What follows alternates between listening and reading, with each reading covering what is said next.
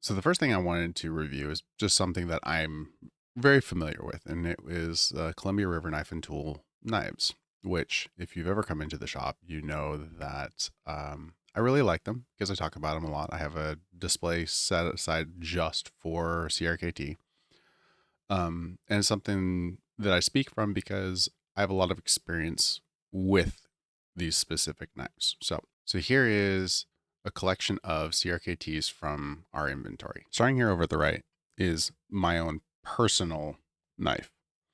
Beside it is what it looked like when it was new. So this is the 2114 SF. So the difference between this and some of your other ones is the handle material and the bearings that it has. And you can see how I have thrashed this knife. But after a decade of use,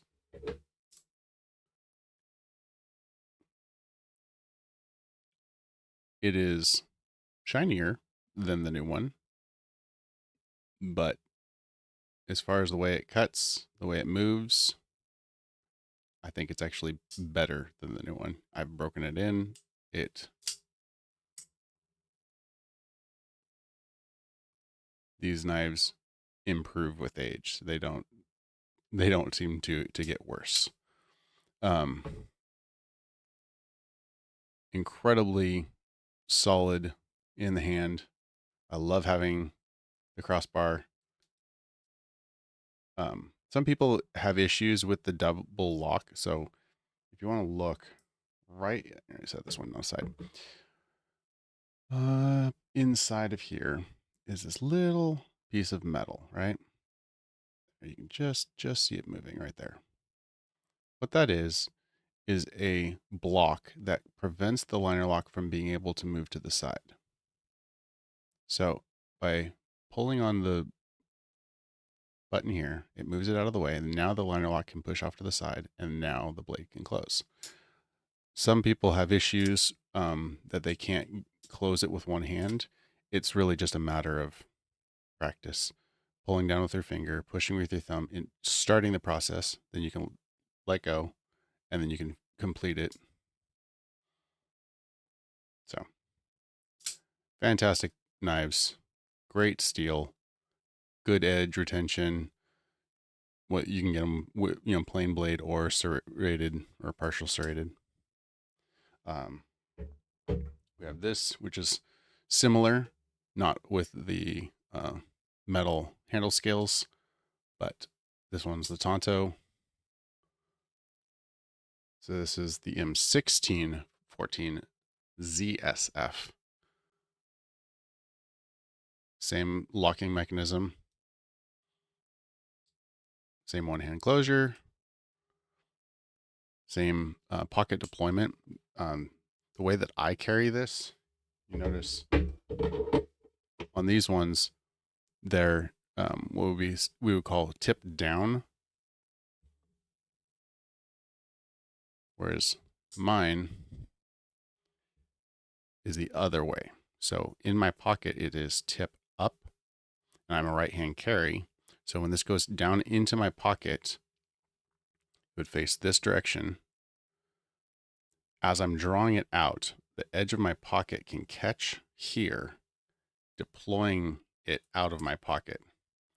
So my draw of this knife out of my pocket is faster than an OTF. It's faster than a switchblade. I can have this out and deployed in my hand in an instant. And anybody who's been in the shop, you know that. Um, I think this is the preferred deployment method. It works just fine, with your finger, just pulling back on the stud does a great job. Um, so that's the bigger type knives. Now, my very first CRKT was actually this model here. So this is the M1603Z, same double liner lock, the smaller knife. This was the very first knife I will say this is the very first real knife that I ever purchased. I bought it on eBay actually. My roommate at the time thought it was hysterical. He saw the box in the mail before I did, pulled this out of the box, replaced it with some little tiny gas station cheap chintzy little knife, taped it all back up. It looked perfect.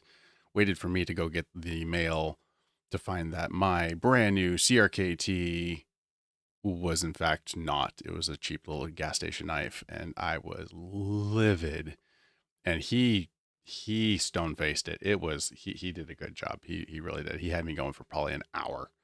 I was getting ready to send a response to eBay to demand my money back, and then he told me. So funny story. But no, this is a great little carry knife. And now that Benchmade's patent has expired, we're seeing a lot more of these Axis Lock knockoffs. They're just really good. So the way this works is you pull directly back from either side. You can do it with one hand, it pulls straight back.